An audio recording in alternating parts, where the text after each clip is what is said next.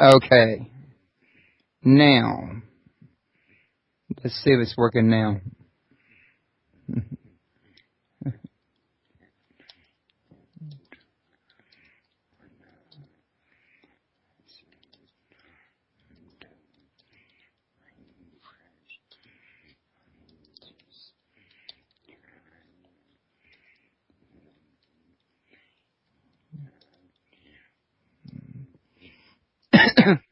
Okay, if you guys can hear me, will you please post it to the chat room? Let me know if you can hear me now, because I just tried something I didn't try on the last time around. It may not have worked, but what I did try could have worked. I mean, because I found out that the second time around I forgot to turn on the encoder, and now I have the encoder on. So can we try one last time? If this don't work, we'll try tomorrow. Just type and let me know if y'all can hear in the chat room. I'll be talking. Good, Leslie can hear.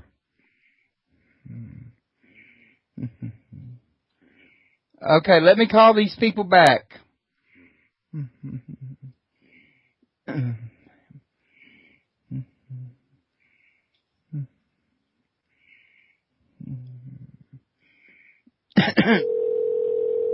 I'm still here, Leslie. Okay. Then if you can hear me, my wife should be able to hear me. Hello? Hello, Rona. Yeah, Royce. Yes, I got off the phone with you, and I started to shut the system down. As I was doing so, I looked up at my broadcaster, and I saw the encoder wasn't on. And that encoder has to be on for it to broadcast up to the site. Oh. And I'm like, oh, maybe when I checked for the, Skype to see if I got dropped, and I stopped the encoder while I checked, maybe I forgot to restart it. Or maybe when I thought I right-clicked and started it, I didn't click it right and it didn't start the first time. And the whole time it was that I didn't start the encoder. But it is broadcasting now, and it turns out that either I didn't click the encoder one time or the other, in other words. Okay. But we're on good now. Okay. And Leslie's in the chat room saying he can hear me. Good. So we should be ready to go. We're getting a little bit of a late start, so why don't we put an extra 15 minutes in, and we can go ahead and get the show done. Is that okay with you guys? Sure. Sounds good. All righty. So now back to where we were at. Pardon me. Like I said, it's that season of Christmas and Thanksgiving coming up. Now, back to where we were at one more time. I got to recapture my place. We were talking about what y'all do up there in Canada. Y'all were just saying that y'all do work out of the Canada area, mostly in another area, I think you were saying, Ben? Oh, yeah, it's mostly Western Canada because we're located in Western Canada, which is the three westernmost provinces, although Rona has on her own done some investigations in Ontario and in Toronto and Ottawa, I think it is. And but we've also been to New Orleans a couple times pre-Katrina, as well as to Las Vegas and stuff like that, as well as over into the UK, mostly London and Edinburgh. Yeah, Edinburgh, we went to their Ghost Fest and got to spend an all-nighter in the underground vaults there. Underground vaults? Yeah, almost like big underground caverns underneath the city of Edinburgh. I think I've heard of that before. I mean, I've never been to Canada, but it seems like I've seen people post about it in groups and that. And these, how big are these caverns? Well, this is in Scotland. This is in Scotland, not in Canada. Oh, okay. Edinburgh, Scotland. Yeah. What they did, just a brief history, is Edinburgh was a walled city way back in the day, so they built up as far as they could go. And then when they ran out of space, because obviously I guess they couldn't get outside of the walls because it wasn't safe, so they built down underneath, built down into the ground and built these big tunnels. And initially merchants and stuff moved in there. However, one of the things they forgot to do was waterproof the thing, so water and all kinds of crap got in there. And so the merchants moved out, and then these other folks moved in. Sure. They had a lot of Irish actually looking for work, so they ended up down in the underground vaults. And then when the plague hit, the powers that be decided, well, whether whoever's down there, whether they have the plague or not, we better wall them in so we don't get this stuff, eh? So there were some casualties, let's say. Well, pretty horrific. Sounds like it. And these casualties might be what's come back to haunt the place? Yeah, there's a lot of activity there. A lot of activity. Pardon me. Do you guys specialize in ghost hunting only, or do y'all also do, like UFOs and other forms of, psychic stuff or whatever? Yeah, we have been in touch with people that have seen UFOs. We don't specialize in UFOs, but we would love to get together with people that do hunt UFOs. We also have people coming to us with cattle mutilation stories, things about the Sasquatch, things about little people, all kinds of different weird things that you hear about. It covers the whole gambit, but we primarily do paranormal investigation, and Rona also does the spirit rescue, which she can talk about that as well. Spirit rescue. I knew a lady named Sierra Scott. Actually, I still know her. Very good friend of mine has a book out called Spirit Rescues, and she has a group for spirit rescues, and she goes out and, deals with ghosts and sending spirits into the light and this sort of thing. Is that pretty similar to what Rona does? Yeah, that's exactly what I do. Yeah. Usually what happens is we'll get called to a house and sometimes do what we call a regular paranormal investigation into what is going on in their home. And then when we find what's there, and usually when I walk in, I can figure out right away that they have a spirit in their house or not. Usually after we do the investigation, I send the spirit into light. Even if it's a nice, friendly spirit, it's earthbound and it shouldn't be there. Now, like a lot of people have a hard time with that, thinking, oh, well, what if it's my grandmother or somebody? Well, you know what, if it's your grandma or somebody else that's connected with you, they're usually not haunting your place and scaring the bejesus out of you. It's usually someone who has no connection to you, and they're earthbound, and that's, one of the reasons why they need to get out of your house is they need to cross over. So I don't affect anybody's relatives or anything like that. It's only, spirits that are the bothersome ones that we usually contend with. Okay. What about the other ones that aren't so bothersome? That aren't so bothersome. Like some people get little children that are fine. They're little children, spirits of little children are playing with their kids, and they're saying, well, we just wanted to know if a confirmation there were children here, but we don't want to get rid of them. And I said, well, it's not your choice. These children have to cross over. They're not pets. You can't hold on to them like they're some plaything, and they need to cross over. And a lot of times the little kids are there because they're waiting for their parents to come get them, because their parents have told them, don't go with strangers. So when the child passes away and someone tries to take them to the light and the parents are still alive, the child won't go with them. So the child goes to find other children it can play with or feel at home with. Okay. And you also record EVPs?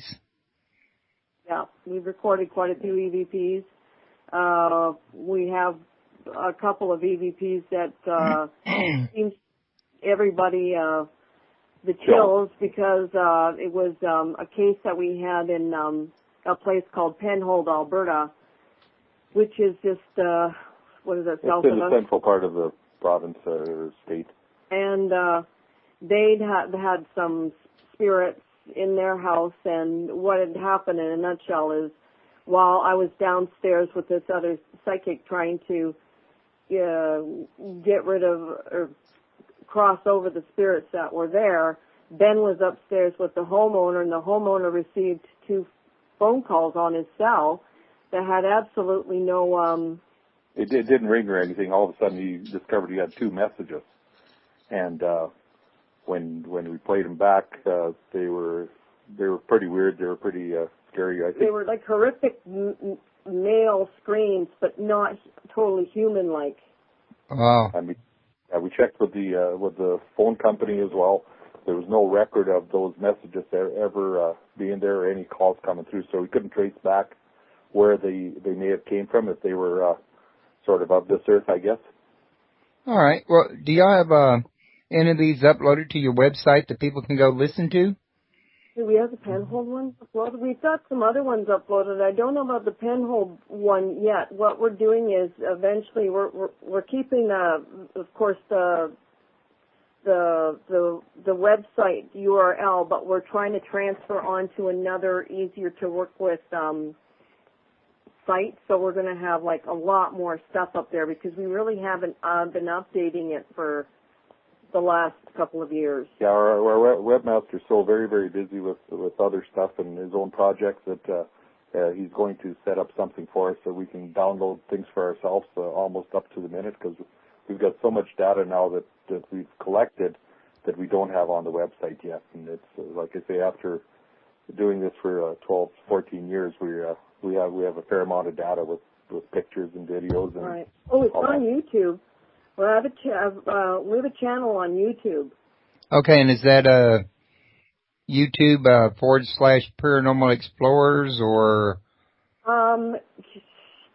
It's either Paranormal Explorers or it's Paranormal Rona. I can't remember. I think I changed it, but they could try either one. But it is on there.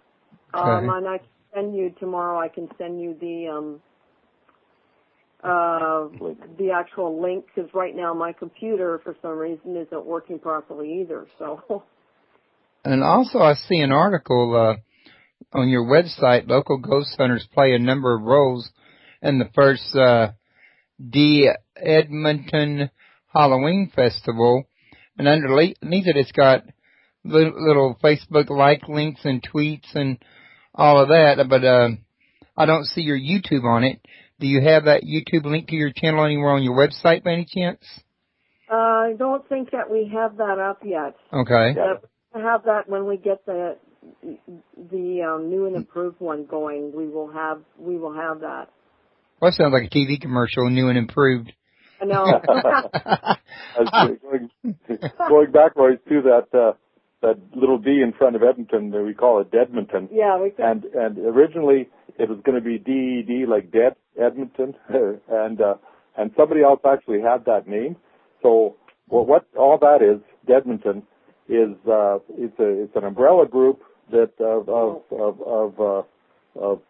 paranormal people, of home haunters, of anything to do basically with Halloween. And so if you wanted to know what's happening in this area, actually in the province at all, you could go on Edmonton and everyone would have their haunter, their store, or whatever they did up on there. So it's just basically an umbrella group for information purposes. Yeah, we live in a very unusual city. We're up north here in Canada, but we actually have almost a festival a week here in Edmonton. Really? I wasn't aware of that. Yeah, we have huge festivals going on. We've got like just tons of stuff. So if we're not doing paranormal stuff, we're involved in something, or we own 3 hearses and we're involved in a hearse club. So we're always driving around in them going to somewhere. I find it a little unusual for somebody to own 3 hearses. I thought it was unusual for somebody to own one, much less three. I like buying and selling them too. So. But, they're fun. They're we currently have three ourselves, and we belong to a club up here called the Edmonton Bone Wagon Association. That there's probably about 25 working hearses out of service, of course, in that group. And then there's a number of guys. One fellow has a hearse that runs, and then he's got 6 others that are projects, and like some pretty nice cars, like hearses from the 60s and stuff. So we do everything we can to save them from the crusher. Ah, well, when I was a kid, they used to have one of those little playful, cute little songs going around. You might have even heard of it up there in Canada. It goes something like, "Did you ever see a hearse go by? For you will be the next to die. They'll put you in a big black box, cover you up with dirt and grime. They'll eat your nose, they'll eat your toes, they'll eat the jelly between your toes." Anybody got a spoon? Yeah. well, boy, that's an old one. Royce, you just probably gave us our theme song. I just theme song, huh? Because right now it's the theme song's "Horny in a Hearse" is what the theme song seems to be. Well, you can offer that one. I don't know where it come from, but I remember we used to do it a lot when we were kids, and we thought it was funny. Yeah. Okay. Well, what would you say to people that can't come to y'all's group and learn from you directly about how to get their own EVP? Say, like somebody where we live. Do you have any equipment you'd recommend and any techniques you'd recommend? Well, what we usually use is just a basic digital voice recorder that you can buy at any, any electronics. Any electronic store. But I think the big thing is, it is to feel comfortable and that you want to have a conversation with a spirit and be aware that this spirit might not be what you think it is. But I think the rule of thumb that we use is, I think we have a pause of, 20 seconds or 30 seconds between each it's about 20. Question in order for them to answer. And it also helps to have, a good sound program that you can run the EVP through once you've downloaded it into your computer. So, but I mean, there's usually pertinent questions that you can ask them, like it's the regular, what's your name, where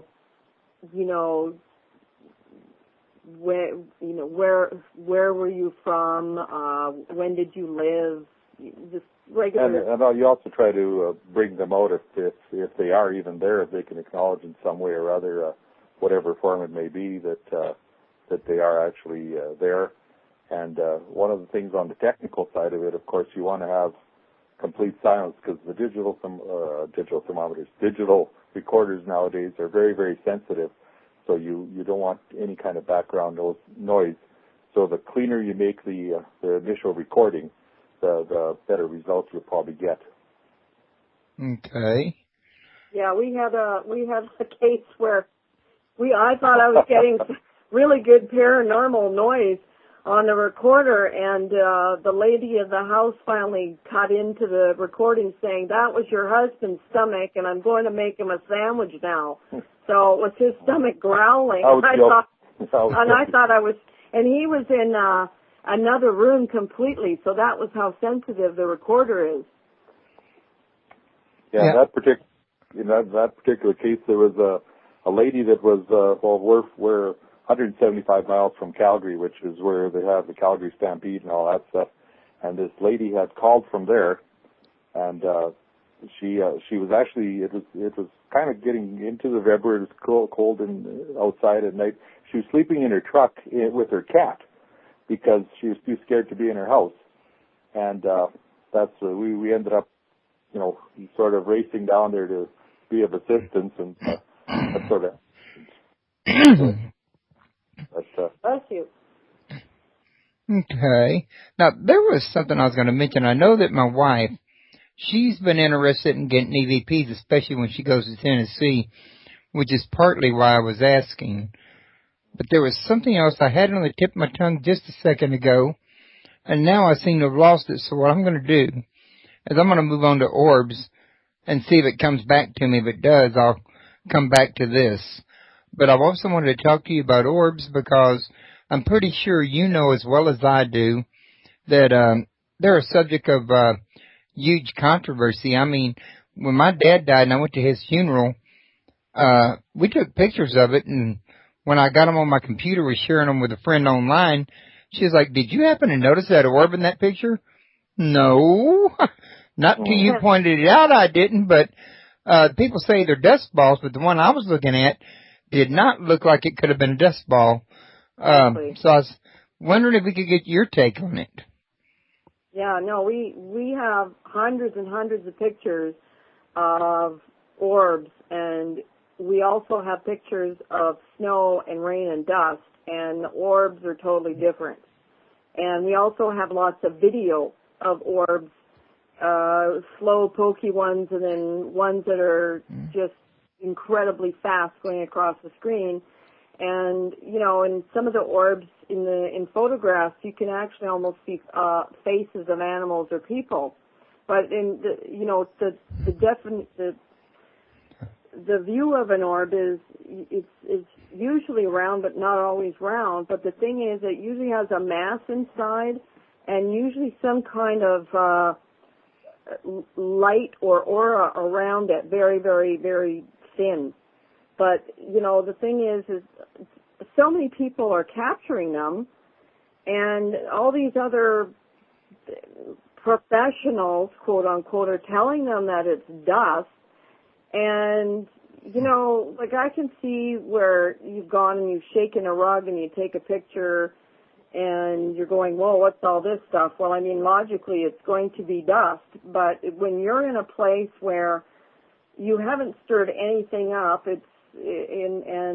or you know, it's there's no moisture, there's no insects. And all of a sudden, you know, there's 10 of them in front of you, and they're different colors. You know, what the heck are they? They're not dust. They're definitely not dust, because I can, you know, sometimes you can see them when you take a picture. If you don't look into your viewfinder or your display on your camera, and you look above where the flash is going, the flash will actually illuminate orbs going by. And I know a lot of people, they are always looking at their, you know, their viewing area and their camera. And I usually tell people, look above when you take the picture, and as they're going by, the flash is going to illuminate orbs, and you're going to see them. And a lot of, because I do ghost tours, and a lot of people, they take pictures, and they finally get the hang of it, and they see the orbs as they're taking the pictures. And something else I've noticed when I look at pictures of orbs, a lot of them, you don't see any, like loose particle inside the orb itself that you would expect if it was a ball of dust. Right. Yeah, that's true. It's like a solid light, like as if you shined it on the wall, a flashlight on the wall, you'd see that perfect round circle on the wall with no kind of dust particle, you know, floating. You'd think if it was a dust ball, you know, caught in the light in the lens, that there'd be some kind of particle showing, in other word. Yeah, and I believe it's Fujifilm has the whole explanation on some of this stuff, and they refer to a lot of it as what the orb might be is just actually when you do the flash, it'll be a light refraction, just the flash bouncing off whatever they think it might be, dust or insects or moisture or something like that. But which is ridiculous, because if you're in a total that sounds to me like grabbing at straws, because now you got to ask yourself, what's around the size and shape of the orb for it to refract off of where you were pointing? Yeah, exactly. But, yeah. So, you know, here's what I'm looking at. I'm not saying these orbs are ghosts or souls or anything like that, because that hasn't been proven either. However, I'm not going to go out and say I'm going to buy every feeble excuse without putting it to the questioning test. Exactly. And I mean, the thing is there's a picture of me up on Facebook. It's not on our webpage yet, but this lady who's psychic saw my mother in front of me and said my mother wanted to give me a hug and to put my arms out to hug her. And in that split second, this man took two pictures. And in the first picture, there's an orb high up, and in the second picture, there's an orb right in between my arms, like I'm hugging an orb, my mom. So. And your mom's passed on, right? Yeah, and my mom's passed on. My mom's not alive. So, she described my mom to a T, and she wouldn't have known my mom. So, I show people this picture, and they always go, "Wow, like what is that?" Because it's a fair-sized orb, and I believe 100% with my heart and with my brain that orbs are spirits, and that's the way they get around is this molecular structure. Because every time I've encountered spirits, when I've taken pictures, they're usually right there in orb form. So I don't know, but that's just me. You don't remember the name of that book, or the website for Royce? Because that's something you might want to check out as well with this fellow that has done. Oh yeah, I think he's a Swedish fellow. He's done a study on orbs. I'll send you there's a link for a book, 2 books and a DVD, and it's really fascinating because this guy, he's taken thousands and thousands of pictures with orbs in them, and he gets some of his orbs are similar to some of ours, where there's almost a big hole on the side of the orb, like as if it's a mouth or some opening, and it's really weird. But when I watch the DVD, it explains a lot of it, and it's very fascinating. It's too long to get into, but I'll send you the info. Okay, now I've got to ask you guys, is by any chance one of you two pushing the phone dial buttons? No. No, not at all. We're not. The phone's sitting on a table, just with the speakerphone on, and we're each about 2 feet away from it. Ooh. Me and the listeners are in the chat room talking about, we keep hearing beep, beep, like somebody dialing a number on a push-button phone. Weird. Touch tone. Weird. And I'm like, well, where is that? I'm on Skype. How can I do it on Skype? Yeah, no. Yeah, the only sound other than our voices is there. Right now, if I'm listening, I hear one of our clocks that's sort of ticking in the background. But it's not too far in the background. But yeah, you know what? We've been on some TV shows, and they always seem to have sound problems with us when they hook us up to the mics. Well, maybe there's a spirit following you guys around. There's a lot of spirits here in the house with us, Royce, right now. The other thing that happens a lot of times, like if I'll set up an appointment with someone that has some paranormal problem in their home or business, and then usually we have Rona talk to them on the phone, and a lot of times it won't be heard by the client, so to speak, but Rona will hear. Oh, you can the spirit, yeah, I'll hear the spirit come through, and they only say maybe 1 or 2 words, but they usually say, stay away, or get out, or no, don't come, or stuff like that. But it's very, it's a very forced talking. It's like they're really just trying to get out those words. But yeah, they come through every electronic gadget there is. I'm surprised people aren't starting to get texts from spirits. That should be happening pretty soon here, I think. People. Well, I want to thank you, because you just reminded me what that question was earlier when you're talking about voices when we had that EVP thing. I was going to ask, because I've heard tell that if you don't ask a ghost in an EVP a direct question and get a direct answer, then you may not be able to ascertain for sure that this ghost is actually responding to you. In other words, it could be just like a conscious energy that gets left behind in the walls or something that's just repeating itself, that has nothing to do with a spirit actually communicating with you. Has that been your experience? Oh, you mean like residual energy? Yeah. Yeah, no, we haven't had anything like that ever happen on EVPs. It's usually been either a direct response to something we've asked or something interjecting in between a conversation between both of us. There was an instance an old building in Edmonton, and there's a radio station there now in the building, and we were in the music room, and one of the girls had sat on the music bench, piano bench, and said jokingly, "Oh, I hope I'm not sitting on anybody," as a joke, like as if she was sitting on a spirit. And the spirit, in almost a British voice, says back, "Ooh, well, that would really hurt." So wow. It's funny because nobody asked the spirit. It was just a joke that someone said, but usually it was all ladies in the piano room. Yeah, and it was a man's voice. So it kind of creeps some people out. Well, you know what? It makes us laugh because a lot of the things are humorous with some of them saying, and others are. Some of it doesn't totally make sense. Maybe they can't totally finish the sentence, or they have. There's one that we have of a man. There's 3 spirits trapped in a building. It's a very old building that used to make horse carriages here in Edmonton, and one of the things he's yelling is just "God damn, God damn." You can hear him yelling this. Is he the one that also said it's not my type of vodka? Yeah, yeah. My type of vodka. Yeah, he did. He said.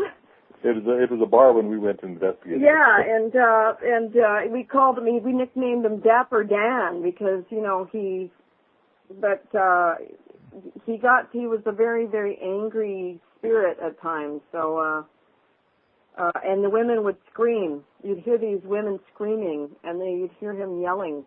He had 2 women. I don't know if they were wife and mistress or. Yeah, I'm not sure who they were, but. Okay. Now there's a question in the chat room. And they want to know, well, actually it's my wife, to be honest with you. She says, "I have a question, honey. Do they believe family members come back to visit you through dreams? And what does dreams of heaven mean?" So it was a dual question. Yeah, they definitely come through in dreams. And a lot of times they just want you to know they're okay. They want to know you're okay too. Yeah, and they, I've had dreams from people who have passed, and they're very brief, but they let me know that everything is fine on the other side. And it looks like it's a good time over there because they seem to be very happy and they seem to be doing what they love to do. So, I always reassure people that, their loved ones, no matter what happened to them, no matter how they passed or no matter how they lived, that they're all over there and they're all, doing fine. And, I think a lot of people do have dreams about loved ones who passed. They might not recognize that right away. Okay.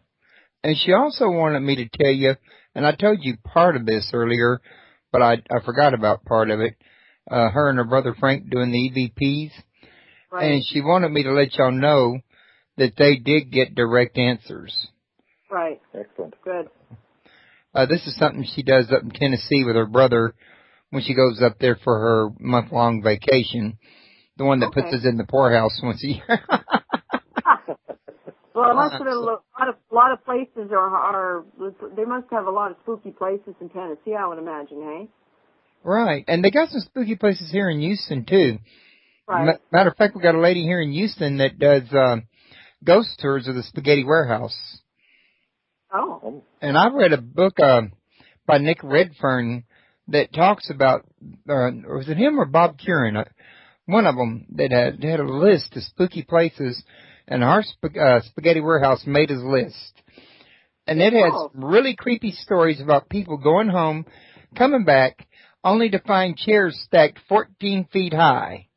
When No. there's nobody in there to stack them.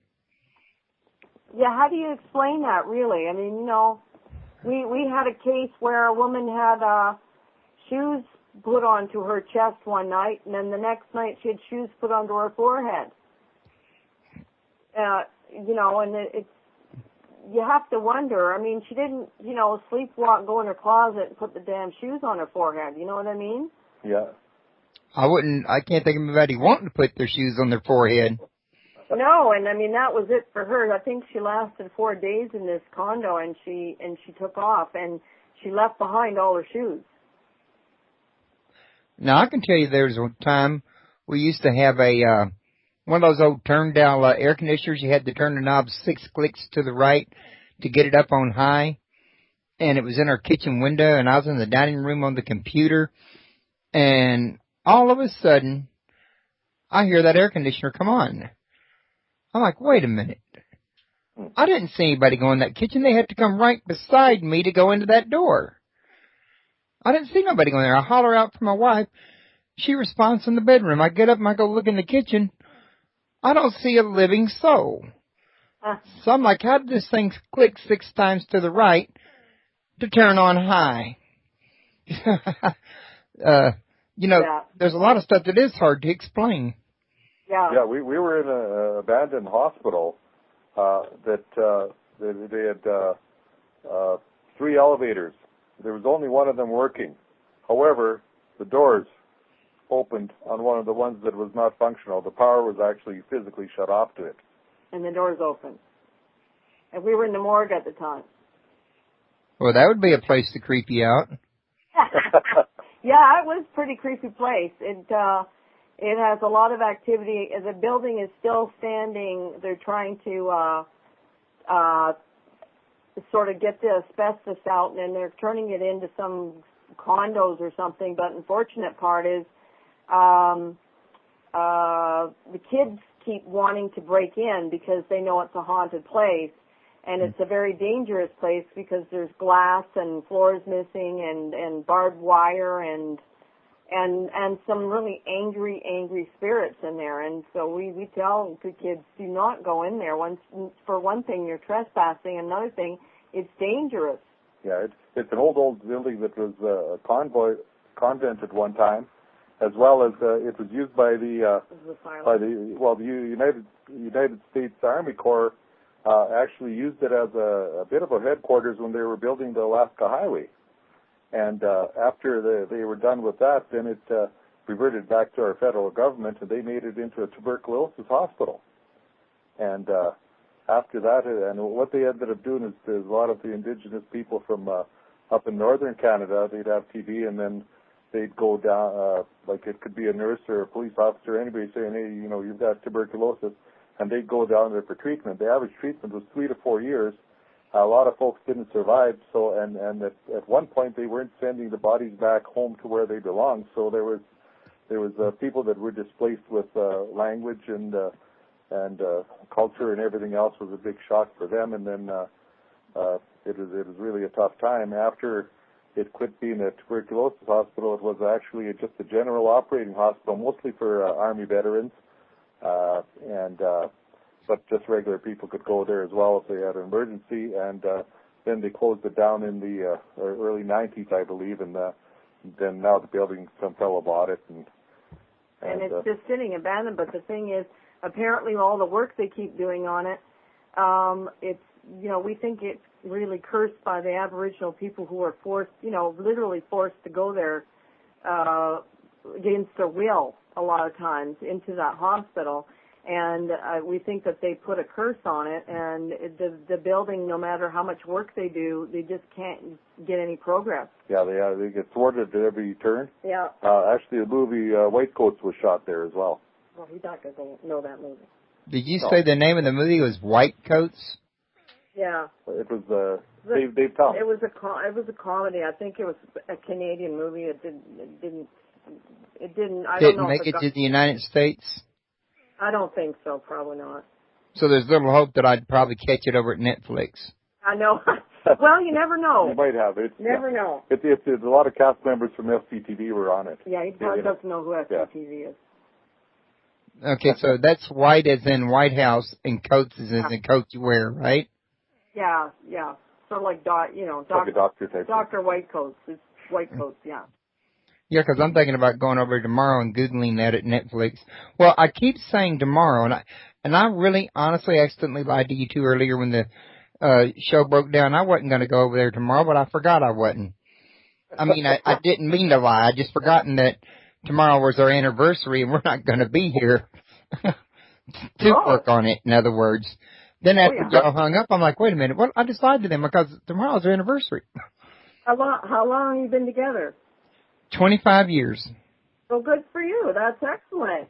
Yeah, we just tormented each other for 30 years. Yeah, we just had our 30th anniversary. Oh, so y'all been married even longer than we have. Yeah. And here, I thought we were old timers to the game. Oh, no.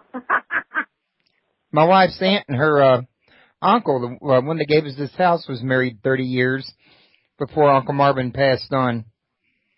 But they were in their 70s, so they got married a lot later in life than we did. Oh, yeah. And you guys, y'all look fairly young, so I would take it, y'all probably married in your 20s. Well, I was 24 and he was 30 when I met him. Well, I wasn't very far off, and you're really very similar to me and my wife, because y'all are 6 years apart and we're 7. Okay. Oh, cool. And I was delivering a washer and dryer to somebody one time, and they were asking me questions, and when I told them I was married, they asked about my wife and asked how old she was and how old I was. And when I told them, they asked, well, what are you doing married to such a young wife? And I grinned and said, enjoying it. It seemed like an honest answer to me. No, that's pretty honest. But I'm sorry, we were talking about that, and I just had to, throw that one in there as well. So when is y'all's anniversary? It's in March. March. Okay, so y'all just a few months after us. Oh, okay. Because we're tomorrow, so y'all would be about, 5 months ahead.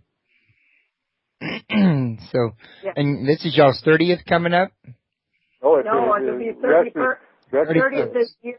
We celebrated it we celebrated it in May because I turned 60 in May, so we had a sort of a dual celebration. Ah, okay. Well, we sort of do that. I mean, we went to the Justice of Peace and got married September the 1st, and then we had our church wedding November the 8th, so we celebrate both of them. That might be a little different from what you're talking about, though. We'll take any excuse to have a party as well. Yeah. So, at any rate, tell us a little something about your website. I mean, what are the people going to find when they come there and start clicking away? Well, they're going to find just some of the stuff about the underground vaults in Scotland, some of our EVPs, some other cases that we had. But like I said, we have so much stuff that's not up there. That's why we have to apologize that we haven't kept it updated. Yeah, we have to do this new. The one that we have is so complicated, I can't put anything up on it. Only the webmaster can do it. So we're trying to have one where Ben and I can both, put up pictures, put up videos, put up links. So we're hopefully keep current. Yeah, we're working with the webmaster so he can sort of let us go on our own. So we're sort of experimenting with some different provider sites and stuff. So hopefully we'll have something good up there. But at least we've got Facebook, we've got YouTube. There is a book that came out. It's called Haunted 2, and that's TOO, and it's by Dora L. Williams. And I'm one of, I don't know how many, 10 paranormal investigators or psychics that were interviewed by her for this book. So I think I discussed some of our stuff in that book also. How about Jeff Belange's? Oh yeah, and then also we're in Jeff Belanger's Encyclopedia of Haunted Places. I think I have that encyclopedia.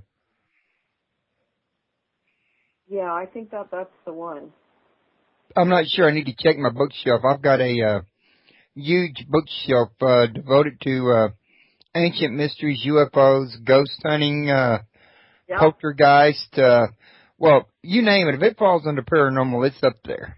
Yeah, we've got hundreds and hundreds and hundreds of books on the paranormal and different things too. So we like reading about it also. I'm just not overly fond of some of the TV shows that have come out over the years with paranormal stuff. I'm with you. I particularly did not like that one show.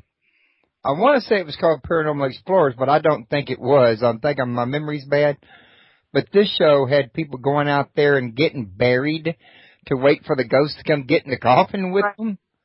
Like there's all this yelling and screaming and swearing at ghosts and mimicking how these people supposedly died to get the ghosts to come out and asking the ghosts to come out and scratch them and beat them up and right. And, like you go looking for trouble, you're liable to find what you're looking for. Exactly, and I think that there's another show, and it's the Ghost Adventures or something, and that guy does almost the same thing sometimes. And there was a scene with him in a jail cell, and I think he was just yelling at this spirit who was a former an inmate, saying you think you're so tough, come and do something to me. Well, next thing you know, I think he got pushed from behind or something. Well, he ended up screaming and running out of the jail cell. Like you're looking like an idiot here, man. I'd laugh and say that'll learn you, darn you. Well, yeah. I mean, why are you doing that? Why don't you talk to them with respect? I mean, I know a lot of these spirits might have done awful things when they were alive, but the thing is, if you want to communicate with them, you need to talk to them with respect and decency, or you're not going to get any kind of results from them at all.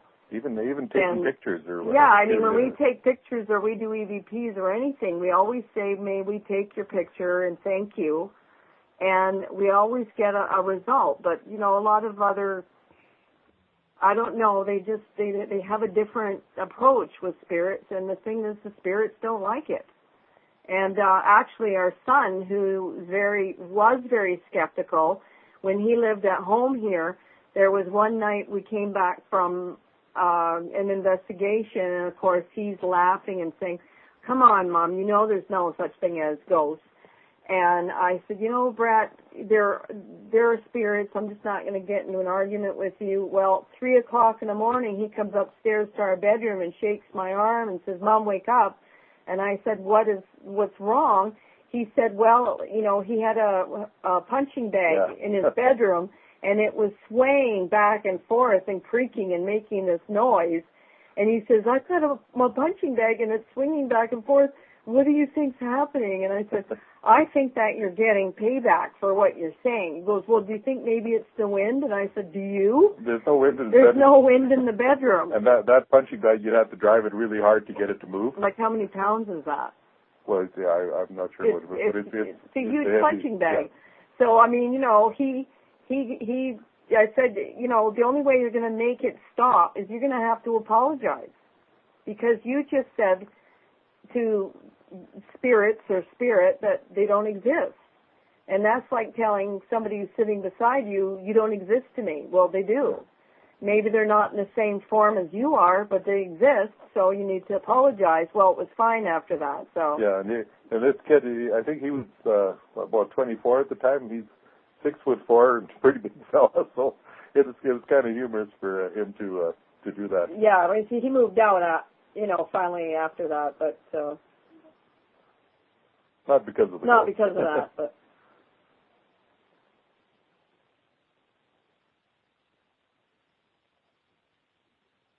Are they right?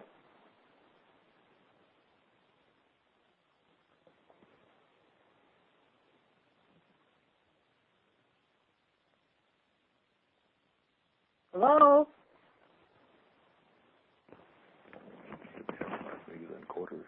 Oh, maybe. I'm wondering.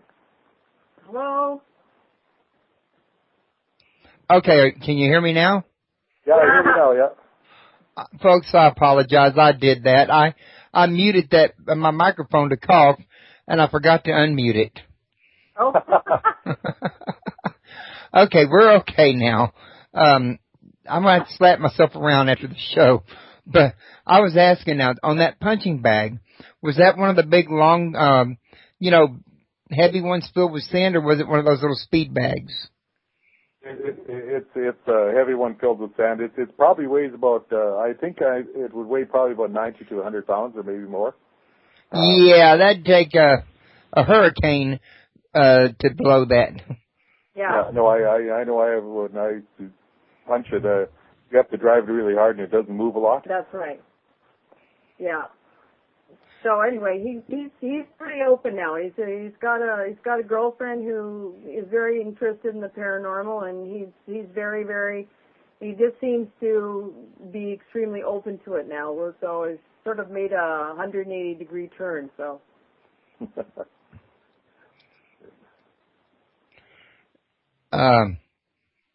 Anyway, I had the people in the chat room sitting there. Are you okay? I guess my voice hasn't caught up with them back there yet, but I'm sure it will. Now, I was going to say, show we got about roughly 15 minutes remaining. Is there anything that you guys would like to talk about that I have not brought up or I didn't know to bring up or something?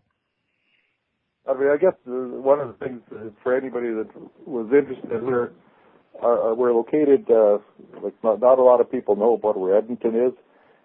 So Alberta is located just right above Montana, and in case anybody's wondering where the hell are these people from. So that's where we're from. But another little interesting story about when we were in Edinburgh, in these vaults, we were in the vaults from about 11 p.m. to 6 a.m., and there was about 30 of us, and they split us up into a little group. We went through a tour of the whole place initially, and then they split us into groups of about 5 people each, and we'd go into each separate area. And then after that, it was a bit of a free-for-all. And what they said they'd end up the evening with was ghost baiting. And what that is you try to taunt the ghost to come out, or the spirit to come out. Now, on this tour, there was 2 little Scottish ladies that were probably, I would say, pretty close to 80. Yeah. And that was the funniest thing. I had to laugh a lot. I just killed myself laughing at them because they were really calling these out. And they were swearing at the, come out, you bugger, and for Mr. Boots, who was the resident poltergeist. And, I'm so against that because, like I said, you're not treating them with respect. You're yelling and swearing at them. What do you expect? But apparently nothing happened to the little old ladies. So they were, each of them were, about 90 pounds and about 5 feet tall, soaking wet. So it would have been interesting if something would have reacted to them. But I was the only sober one. Everybody else had been drinking. My Guinness was medicinal. Let me put it to you this way. I was the only sober one. Everybody else had been to a pub before going on this thing. So we had what you could call some gentlemanly ghosts. Yeah. Yeah. Okay. The other place that we love New Orleans. We'd love to go back there. We haven't been there since Katrina has happened, and we know a lot of bad things have happened along the coast and stuff, which is so unfortunate. And there's other places in the United States that we'd like to go to, like Savannah, Georgia, and we want to go back to Seattle. There's a lot. Colorado. Yeah. So, there's if we could, it's just a money factor, really. I mean, it's great being an investigator, but you don't make any money at it. And then, if we're trying to travel around, it's an expensive thing. Okay. That's one of the things that Rona has done a couple times as well for the spirit rescue end of things is when people are calling us from all over and stuff like that, and a lot of times we can't get there. So we sometimes refer to if we know there's another group in their area, we'll refer them to that particular group. Or she has done a couple times. She's done successfully spirit spirit rescues remotely. So it's, but like I say, it's getting more widespread. So, you know, I don't know if it's a lottery we have to win or what it is, but like I say, our services are in demand, sort of thing. Right. Well, let me ask you this: are y'all two planning on extending your group to more people than just you two to go out on these investigations? Well, we initially had other people in the group. We were, like they were a little bit older, so we did traveling and everything else. Others had less resources than we did as well. So, and then one person passed away, and then, you know, everyone sort of drifted. Yeah, we had people that had different interests, and some people were in it just for fun. Some people were serious. We had one person that was a little too much into the demonology stuff, and we just were not. We don't go that way. So the thing is, it's just Ben and I, and people seem to be so much more comfortable with just the two of us because we can set up all the equipment, we can talk to the people, we can do the whole investigation. And, I mean, if you can't do an investigation in 4 or 5 hours and catch something, then you're not going to do anything in a 12 or 24-hour period like we've heard some of the groups have done, which is like, wow, you're really pushing it for these people. But we also have people that we invite in with us to come at some investigations, whether they be other psychics. We had a fellow that was a sound expert that's actually with the Canadian military, so he's been transferred now, so we haven't had him for a couple of years. But we do have other resources that we can call on as need be. The thing with a lot of times the people that contact us, they don't want their neighbors to know, they don't want their families to know, they're concerned. They say, you're going to be driving up in a Ghostbuster van or something. And in an ordinary vehicle. Yeah, we don't bring our hearse to that either. And you know what? So sometimes we'll go somewhere at 11 at night or 8 in the morning, whenever it's convenient for them. And we find out that if you have a group, it's a little bit more difficult to organize that. Right, because a lot of people ain't going to want to get up that early. No, or they have a job that starts a certain hour, or they have this, or they have that, or they've got family obligations. So it's and you know, we do have some different groups here in Edmonton that are paranormal groups, and you know, they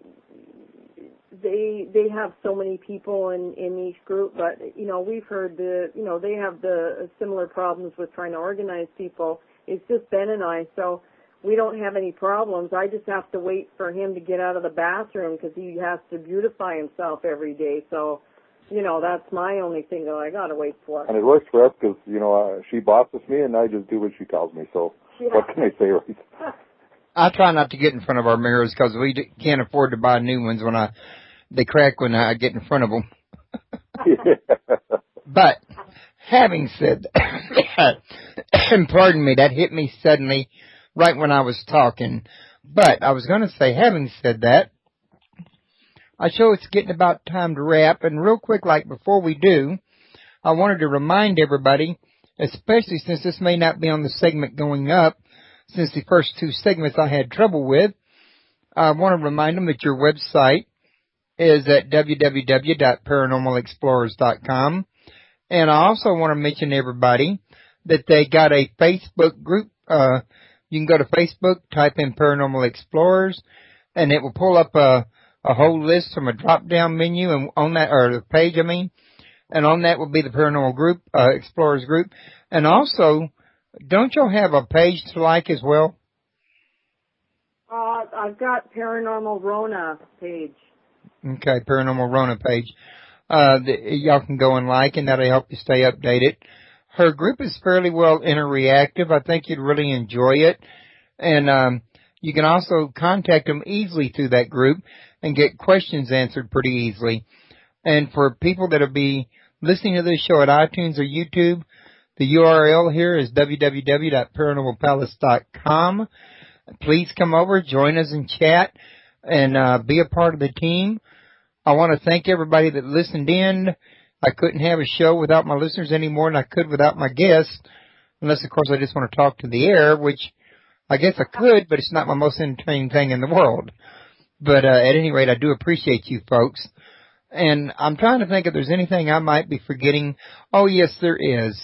I wanted to tell everybody that probably starting in January, I'm going to move away from Tuesday nights at 8 to Wednesday nights at 7 and start doing my show when my wife's gone to Bible study to set aside more time for me to spend with my wife in the evening times rather than taking away from our time to do the show when she's here at home. So, and it also might make it easier for some people to attend the show and catch a live show, in other words. Don't forget you can find the archives at YouTube, Dailymotion, Media Cafe, and right here at Paranormal Palace. If you go to Dailymotion, if a show overrides an hour, I'm required to make it into two of them, so you'll have to look for the second video on it. The rest of them I can upload in one big shot. Rona, Ben, I'd like to extend an open door to you guys. You ever want to come back, feel free to, get a hold of me and say, hey, we got something we want to talk about. Okay, sounds good, Royce. Maybe in the new year we'll do that. Okay, doke. Well, I'll keep that in mind. And in the meantime, you guys have a wonderful holiday. It's been a pleasure talking to you guys. You're very interesting. And I think you do a lot of good work over there. Want to tell you to keep it up. And don't forget to stay in touch with me. Oh, we will. For sure, right. Okay, doke. Y'all have a good one. Thank you. Yeah, bye-bye. Bye-bye.